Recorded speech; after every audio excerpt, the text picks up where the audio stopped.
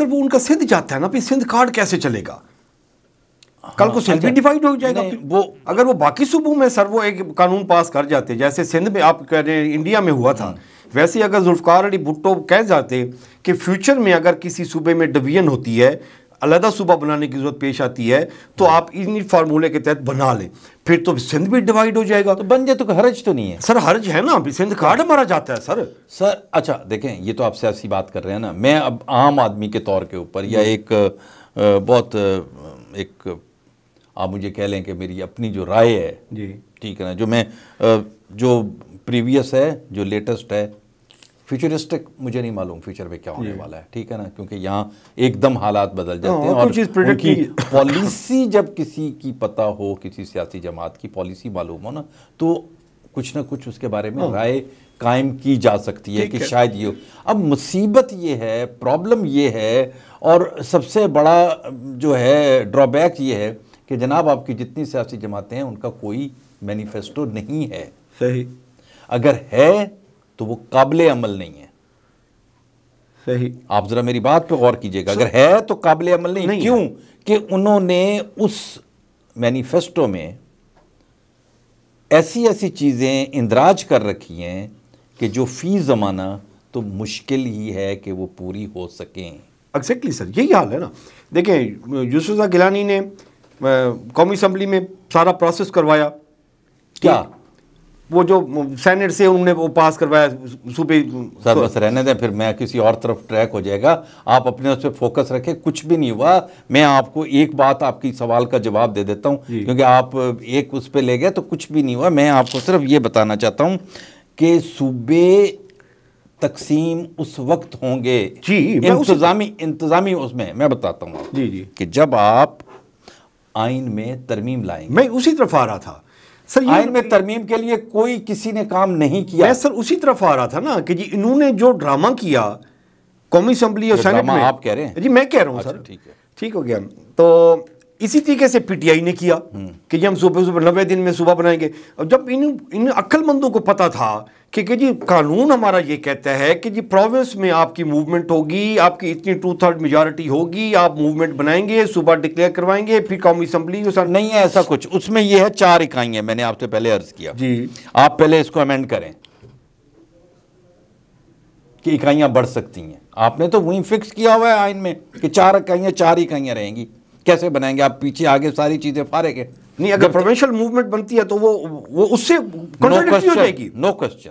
आपकी फेडरल 4 है, federal law के साथ कॉन्ट्रडिक्ट हो जाएगी। पहले आपको आइन, वही आइन के फेडरल आइन के तहत आपकी वो कॉन्ट्रडिक्ट हो जाएगी। आइन तो वफाक का ही होता है ना, प्रोविंस का तो होता नहीं होता, उसके साथ वो कॉन्ट्रडिक्ट हो जाएगा। आप चले जाए। हाँ, एक और हो सकता है, उसको मैं कहूंगा नहीं।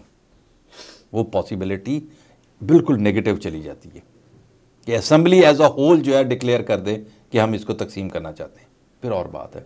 फेडरल नो, प्रोविंशियल वो करारदाद भेजेगी थ्रू प्रॉपर चैनल, गवर्नर के थ्रू वफाक को।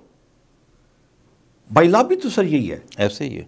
मैं वही ऐसे आप उसको सिर्फ सियासी रखें, लेकिन आईनी तौर पे मैं आपसे अर्ज कर रहा हूं कि जब तक ये अमेंडमेंट नहीं करते जी कि यहां सूबे बनाए जा सकते हैं, ठीक है, आप तकसीम का लफ्ज़ भले मत इस्तेमाल करें, और मैं भी नहीं चाहता कि तकसीम का लफ्ज़ इस्तेमाल करें। मैं तो सीधी बात आपसे कह रहा हूँ कि मुल्तान कब, मुझे बताएं, हिस्ट्री को उठा के दिखा दें, मुझे किताब किसी में लिखा हुआ दिखा दें कि मुल्तान, बहावलपुर जो है या डेरा जात जो हैं, या ये कभी पंजाब का हिस्सा रहे, पीछे कभी पंजाब का हिस्सा रहे, कब रहे? सर ये फिर ये सीधी बात नहीं करते के दौर में। बात देखें, मैं आपको एक बात दूं, आप बड़ी वादे से एक बात है जी सर, यहां उनको लोग मिले हमें, जी सर, जो सियासी लोग हैं, हर दफा इस्तेमाल होता है, पता होता है हम इस्तेमाल हो रहे हैं, वो कहते हैं जो कहेंगे हम वही करेंगे। सही, ठीक है ना जी। मुसीबत क्या है?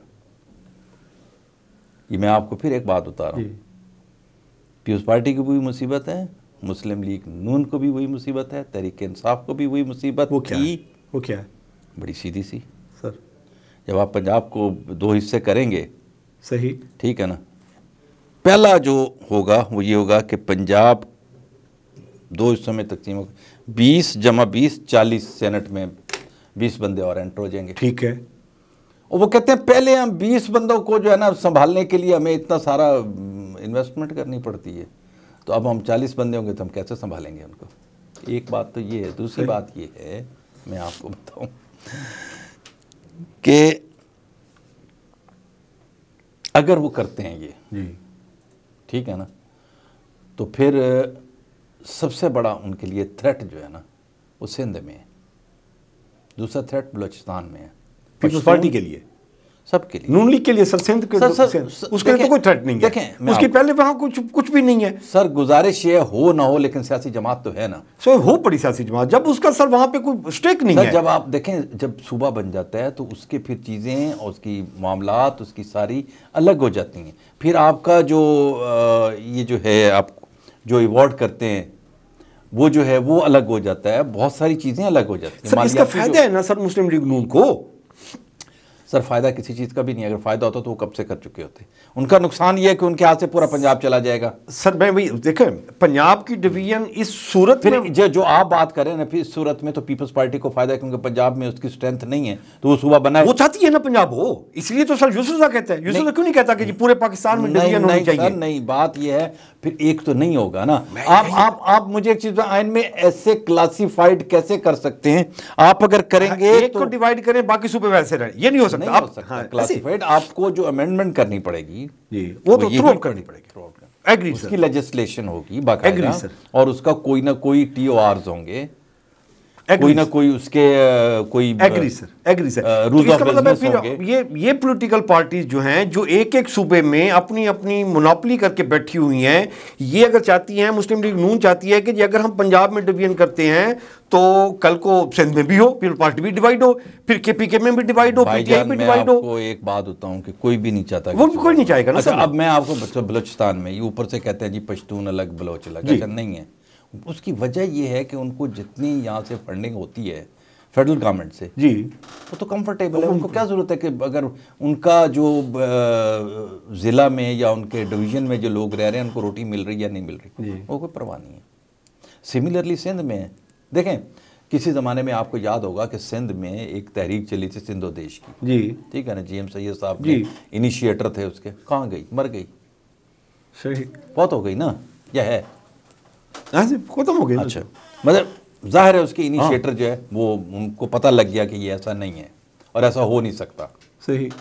अच्छा, उसमें भी एक बड़ी लंबी कहानी है कि वो क्यों हुआ, किस तरह हुआ और इनिशिएट क्यों किया, और GM सैयद साहब ने किसके थ्रू इनिशिएट करवाया, ये भी अलग बात। लेकिन आप फोकस करें जनूबी पंजाब को, मैं आपको कह रहा हूँ कि यहाँ प्रॉब्लम ये है कि जो लाहौर बैठा है ना जी, देखें यहाँ इन्होंने एक तो काम कर दिया था तहरीक इंसाफ ने कि यहाँ सेक्रेटेरिएट बना दिया, ठीक है ना। यहाँ अच्छा काम था, अच्छा काम, आगे सेक्रेटरीज भी बिठा दी, लेकिन विदाउट पावर्स। एक काम तो सर हो गया, अच्छा, सेकंड भी स्टेप आ अच्छा, उसमें क्या हुआ? उसमें कारीगरी हुई। कारीगरी ये हुई कि आपकी ब्यूरोक्रेसी जो है ना वह बड़ा कमाल किया। उन्होंने अपने लोगों को फटाफट प्रमोट किया, यहाँ सेक्रेटरी लगाया, एडिशनल सेक्रेटरी लगाया, एडिशनल चीफ सेक्रेटरी लगाया, डिप्टी सेक्रेटरी लगाया, यहाँ बैठा दिए उन्होंने, वहाँ से बंदे उठा के जहाँ वहाँ उनको एडजस्ट करना मुश्किल था जो सरप्लस पूल में थे। अच्छा, कोई काम करने वाला अगर बंदा यहाँ बैठा तो उसको उठा के फ़ौरन लाहौर ले गए। आज भी मैं आपको बताऊँ कि कुछ डिसिप्लिन ऐसे हैं जो सिर्फ साउथ पंजाब को एड्रेस करना होते हैं। मसलन ज़राअत जो है ना है तो पूरे पंजाब में, इसमें तो कोई शक व शुबा नहीं है, लेकिन वो थोड़ा मुख्तलिफ किस्म की ज़राअत है। यहाँ थोड़ा देखें ना, यहाँ अगर गन्ना हो रहा है, कपास हो रही है, गंदम हो रही है, मैक्सिमम जो है वो यहीं से होती है ना गंदम। पर तो बहुत रियल है, अच्छा, चावल के अलावा भाई जहाँ ये चीज़ें होती हैं तो आप अपनी एडमिनिस्ट्रेशन वहाँ रखेंगे या आप वहाँ से लेके 500 मील दूर रखेंगे? वहीं रखेंगे ना। उन्होंने हटा दिया। हेल्थ का एक ऐसा इशू है कि जिसको आप डिवीजन लेवल पे भी तकसीम कर देना। बल्कि मैं तो आपको एक और बात बताता हूँ कि किसी, ये 1988 की बात है कि एक स्टडी मैंने पढ़ी थी और ये सबमिट भी हुई थी, और सबमिट ये नहीं है कि कोई असम्बली में हुई थी, ऐसा हुआ था।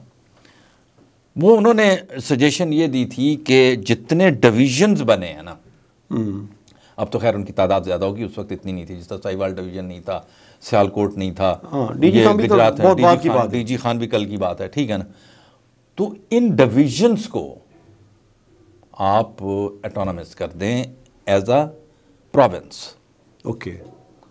एक तो सबसे बड़ा जो उसमें काम जाना था ना खान साहब, वो था कि ये जो ज़बान वाला मसला है ना, ये ख़त्म होना था। ट्रू, ठीक है ना।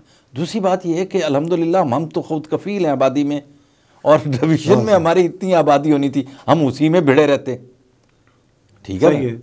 तो वो भी बावजूद ना हो सका, इसके ऊपर कोशिशें हुई थी। लेकिन होता क्या है मैं आपको बताऊं, होता ये है कि एक वो असूल है, किसी गोरे ने कहा था पता नहीं, वो कहता है इनको लड़ा के ना तो अपनी हुकूमत कर। हाँ, डिवाइड एंड रूल का वो फार्मूला है कि आपस में लड़ाओ इनको। हाँ, वो आप पढ़े लिखे आपको पता होगा, डिवाइड एंड रूल भी ऐसा ही था ना। वो यहाँ भी यही चल रहा है कि अगर वो इंडिपेंडेंट कर दे तो सारे बंदे तो स्ट्रेंथन हो जाएंगे, फिर अपनी मर्जी की हुकूमत बनाएंगे, मर्जी के फंड्स लेंगे, तो फिर वफाक के पास क्या बचेगा। सर इधर के जो पॉलिटिशियन हैं, जो खर हैं, जो मज़ारी हैं, जो लगारी हैं या गिलानी हैं, कुरैशी हैं, हाशमी हैं, टिमाणे हैं, बाकी सारे हैं सर, ये इतने अक्ल से पैदल हैं कि इनको नहीं पता कि अगर ये सूबा डिक्लेयर हो सकता है तो यहाँ हमारी आने वाली जो नस्लें हैं उनके लिए बेनिफिशियल होगा, वो रूलिंग करेंगी। वो क्यों सोचें? तो वो उधर से उनकी नस्ल तो लाहौर के वो तलवे चाटते रहे, वो ठीक है, यहाँ पे आके वो अपने फैमिली को इक़्तिदार में लेके आए। आपकी बात का बड़ा हम्बल एक जवाब देता हूँ, उनको क्या प्रॉब्लम है? देखें उनकी नस्ल जो है, जो भी नस्ल है उनकी, ठीक है ना, वो रूलिंग में तो रहेगी। नहीं वो तो है ना, उन्होंने रहना इधर। सर आप अगर सर किसी एमपीओ को उठा के देख लें, उसको कहेंगे जी आप भी जब चीफ मिनिस्टर साहबा से आपकी पिछले 1 साल में कब मुलाकात हुई है, वो कहते हैं कि जी वो मुलाकात हम तो देख नहीं सकते। फर्क पड़ता है सर, वो नहीं हो सर इलाके में सर आपने देखे, आपने बजट लेने हैं, फंड लेने हैं, आपने अपनी पीआर दिखानी है, शोशा दिखानी है, तो वहां पे आपके साथ सीएम की फोटो ही नहीं है सर। अगले इलेक्शन में आप क्या करेंगे? मैं बताता हूँ आपको सर, ये आप सोचते हैं, वो नहीं सोचते। They are in power, they are in power. मैं आपको बता रहा हूँ, ट्रांसफर नहीं करवा सकते हो तो वाई शुड नहीं बिल्कुल ऐसा नहीं है। देखें बात सुने, कई चीज़ें तब्दील हो चुकी हैं, वो वक्त के साथ है, उनके इंतजामी मामलात के साथ है, वरना उनके एजेंट तो यहाँ मौजूद है ना। देखें वो काम कर रहे हैं, जो भी सियासी जमात है, इससे पहले वाली थी, उससे पहले वाली। एजेंट तो पैसे कमाने वाले हैं ना सर, मैं तो पॉलिटिकल वर्कर्स की बात कर रहा हूं। आप मुल्तान में भी देख लें सर, गफार डोगर को देख लें, आप सलमान लीम को देख लें सर, ये क्या पावर अपने आप को हल्की की आवाम को दिखा सकते हैं कि हम कितनी पावर में हैं। जरूरत क्या दिखाने की सर? अगले इलेक्शन के लिए सर इनको चाहिए होता है ना सर। इलेक्शन इन्होंने खुद लड़ना है, इन्होंने थोड़ा जीतना है। ये अलग बात है। नहीं अलग नहीं, यही तो बात है, ये अलग बात है सर। इसका जवाब मेरे पास नहीं है। आप कब से ये भी आप फॉर्म 47 वाला फलसफा तो सर आप कब से, मतलब आपको ये गलतफहमी होगी कि ये खुशफहमी, हाँ खुशफहमी होगी कि ये अवाम के वोटों से जीत के आते हैं। आपको कब से खुशफहमी है कि ये अवाम में जाएंगे और सीएम के साथ फोटो लगाएंगे और फिर वो जीत के आ जाएंगे? Is it sir? असूल तो बनता तो ऐसे है सर। नहीं सर, ऐसा नहीं होता पब्लिक में सर यहाँ नहीं होता ऐसा। हमारे जैसे जितने मुल्क हैं उनमें ऐसा नहीं होता।